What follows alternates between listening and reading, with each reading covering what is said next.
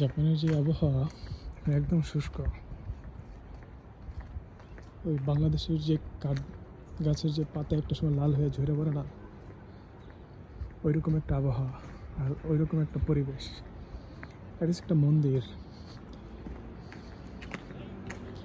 আর এখন হচ্ছে সাকুরার যে ফোটার সময় আর কি। সাকুরা কিছুদিন পরে, আর 1 সপ্তাহ বা 2 সপ্তাহ পরে সাকুরা অনেক ফুইটা যাবে। এটা হচ্ছে আমার বাসার সামনের যে পার্কটা, খুব সুন্দর। সাকুরা সাকুরা আর এখানে বাচ্চারা খেলে, বাচ্চারা খেলতেছে। এই পাশে হচ্ছে উমে ফুল, যেটা একটু গোলাপি ধরনের দেখা যাইতেছে।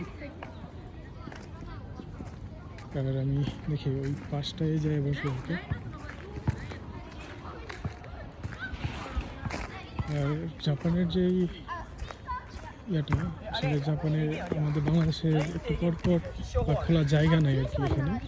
কিন্তু হয়তো জাপানের অন্য জায়গায় আছে, কিন্তু ওসাকাতে নেই। ওসাকার একটা নির্দিষ্ট জায়গায় একটা বাচ্চাদের খেলার জন্য মাঠ থাকে নির্দিষ্ট করে। এখানে হচ্ছে এটা নির্দিষ্ট করা থাকে।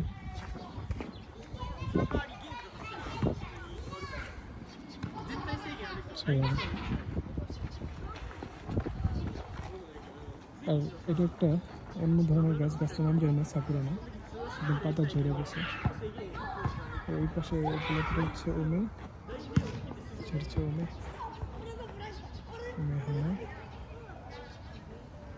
সাকুরা। জাপানের এখনকার যে সিজনটা অনেক সুন্দর একটা সিজন। কি দুষ্টামি করে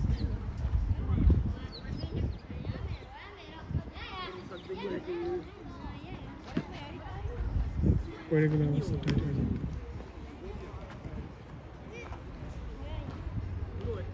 খেলার জন্য ব্যস্ত সবাই। আর এটা হচ্ছে দুনিয়া খেলে বাচ্চারা।